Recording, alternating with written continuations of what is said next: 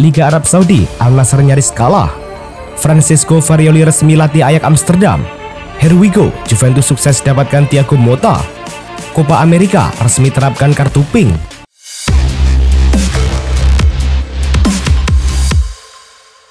Halo Soccer Mania, kembali lagi di Blessing Soccer News. Kali ini kami sudah siapkan berita-berita terbaru seputar dunia sepak bola. Tentunya untuk kalian semua, selamat menyaksikan. Al Ittihad versus Al Faiha pada pekan ke-23 Saudi Pro League. Duel tersaji di King Abdullah Sport City, tim tuan rumah yang bisa membuka skor duluan melalui Jota di menit ke-38. Masuk di babak kedua, Al Ittihad mempertegas perlawanan usai Talal Haji bikin gol kedua mereka pada menit ke-48.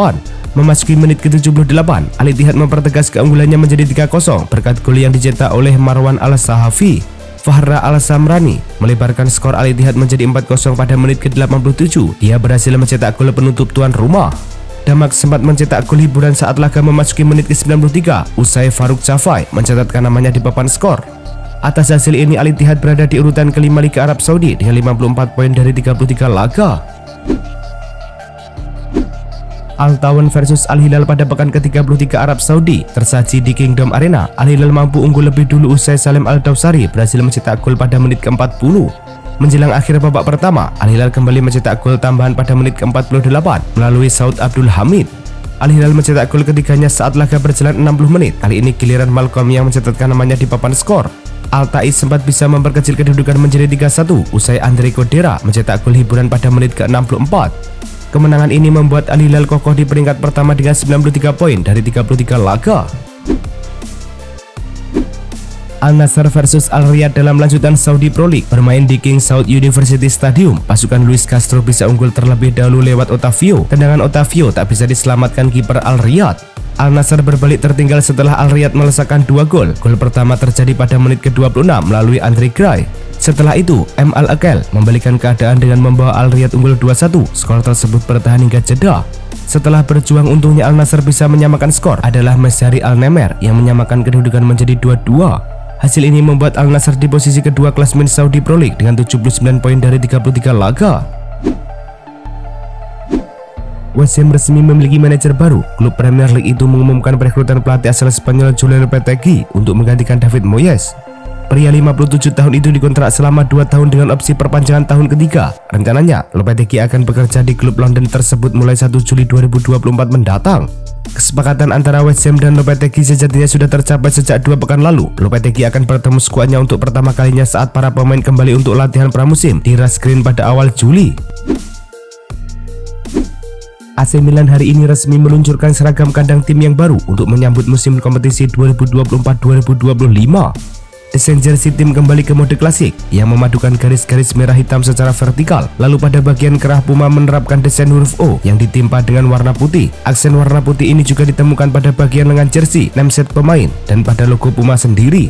Karena klub bakal merayakan hari jadinya yang ke-125 tahun pada Desember 2024 mendatang, Puma juga menyisipkan tulisan 125 Years AC Milan pada bagian belakang jersey di leher pemain.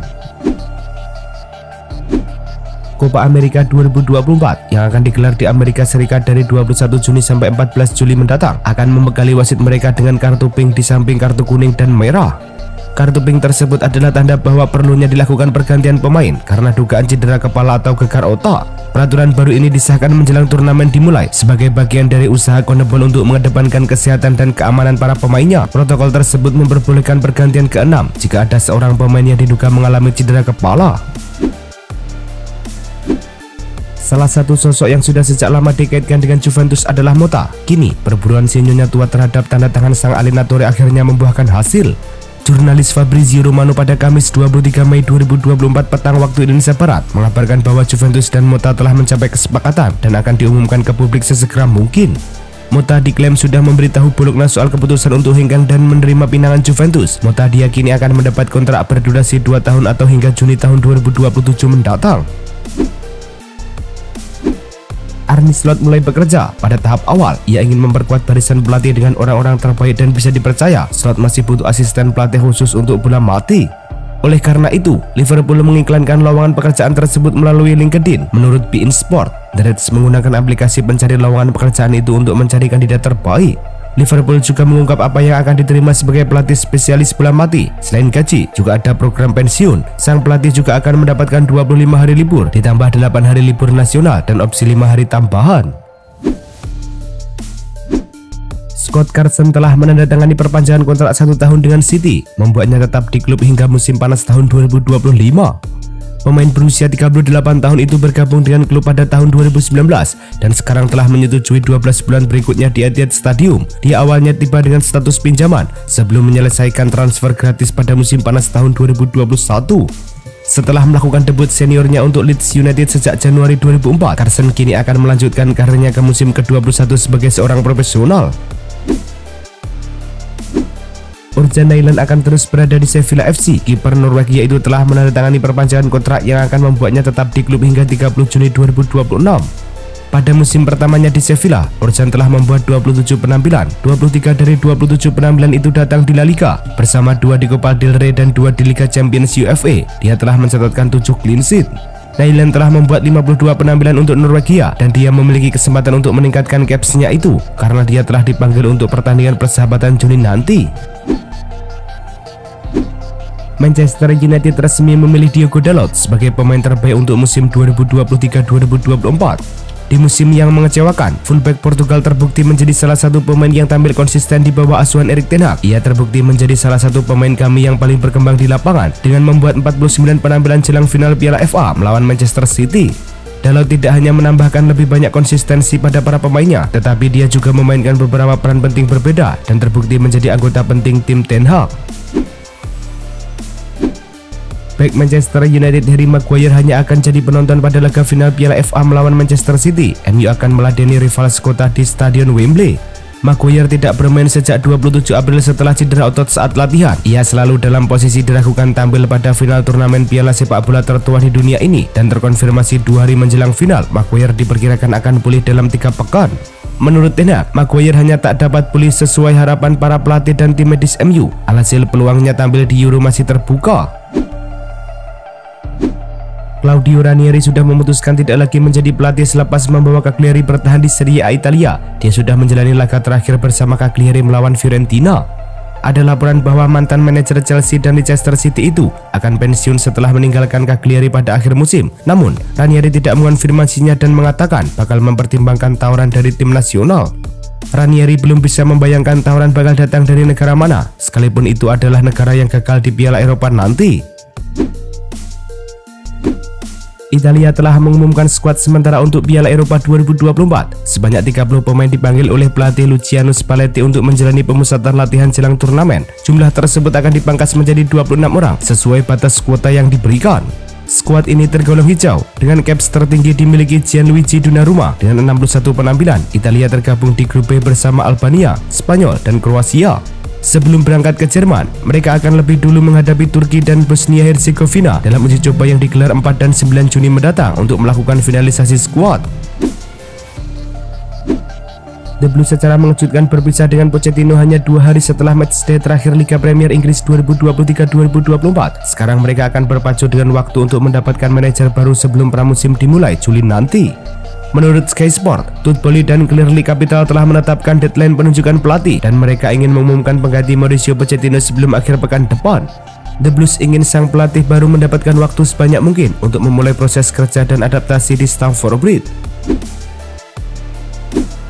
Lucas Paqueta sedang menghadapi masalah serius. Pada Kamis, FA mendakwa didikan Akademi Flamengo ini telah melakukan pelanggaran berat. Paqueta dianggap sengaja dihukum wasit dengan menerima kartu dalam maksud mengubah hasil pertandingan untuk mempengaruhi pasar taruhan. FA menuding Paqueta melakukan pelanggaran itu dalam pertandingan Liga Inggris musim lalu dan musim ini. FA telah melakukan penyelidikan terhadap dugaan pelanggaran Paqueta sejak 18 Agustus lalu. Namun, potensi hukuman skorsing dalam waktu yang lama dihadapi oleh Paqueta. Francesco Farioli telah resmi pindah ke Ajax Amsterdam musim depan. Klub asal Liga Belanda itu menyetujui biaya pelepasan pelatih berusia 35 tahun itu dari klub sebelumnya Auxerre Nice. Menurut ESPN, Ajax Amsterdam harus membayar biaya sekitar 1 juta euro untuk membeli kontrak Farioli dengan Nice yang berlaku hingga tahun 2025. Pelatih asal Italia itu menaikkan kontrak 3 tahun bersama klub Amsterdam tersebut. Kini ia akan menggantikan John van Schip menyusul musim buruk di Eredivisie. Farioli akan menjadi pelatih asing pertama di Ajax sejak pelatih Denmark Morten Olsen pada 1997. Kabar mengejutkan datang dari raksasa Liga Spanyol Barcelona. Menurut laporan dari Sky Sport, Barcelona telah mencapai kesepakatan lisan dengan Hansi Flick untuk menjadi pelatih mereka pada musim 2024-2025. Kesepakatan itu terjalin setelah Direktur Barcelona Deco melakukan komunikasi intensif dengan Flick dalam beberapa waktu terakhir. Bahkan mantan pelatih Bayern Munchen itu telah menyusun konsep kepelatihan untuk menukangi Barcelona musim depan. Jika Flick menangani El Barça, otomatis Xavi Hernandez akan terdepak dari jabatannya sebagai pelatih. Kemenangan Atalanta di final Liga Eropa memberikan Italia kesempatan punya 6 wakil di Liga Champions, tapi ada syarat yang harus terpenuhi di sisa musim ini. Sejauh ini Inter Milan, AC Milan, Bologna, Juventus, dan Atalanta sudah dipastikan lolos. Satu tim lagi yang bisa menyusul adalah AS Roma. Sialnya buat Roma, mereka tak memegang nasibnya sendiri dalam hal ini. Tim besutan Daniele De Rossi itu perlu berharap Atalanta finish di luar 4 besar. Jika Atalanta menyalip Bologna atau Juventus, maka tim di posisi kelima entah Bologna atau Juventus bakal jadi tim terakhir yang ke Liga Champions. Michael Olise gagal masuk skuad Prancis untuk Euro 2024. Hal ini membuat masa depan Olise sebagai pemain timnas Prancis dispekulasikan. Maka dari itu Olise dikabarkan akan pindah ke warganegaraan agar bisa membela salah satu dari timnas Inggris, Nigeria, atau Aljazair. Inggris sebagai negara tempat Olise berkarir tentu jadi timnas paling berpeluang untuk diperkuat. Gareth Southgate sebagai pelatih The Three Lions mengaku tertarik untuk merekrutnya. Sayangnya, tidak dalam waktu dekat mengingat Olise belum bisa memperkuat Inggris di Euro 2024 karena persoalan dokumen. Olivier Giroud, pencetak gol terbanyak sepanjang masa untuk tim nasional putra Prancis, akan pensiun dari sepak bola internasional setelah Euro 2024. Pria berusia 37 tahun itu mengatakan kepada François Verdenet dan Lois Tanzi dari LQIP bahwa sudah waktunya baginya untuk memberi jalan bagi generasi berikutnya yang terbaik di Prancis.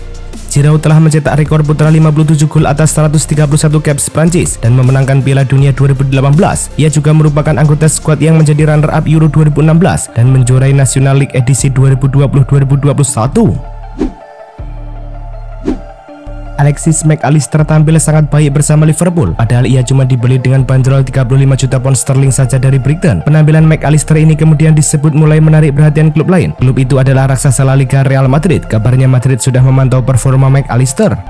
Namun kini ada kabar kurang bagus bagi Real Madrid. Alexis Mac Allister dilaporkan tak punya rencana cabut dari Liverpool. Kabar ini dihembuskan oleh Football Insider. Laporan itu menyebut Mac Allister ingin tampil lebih baik bersama Liverpool musim depan di era Arne Slot.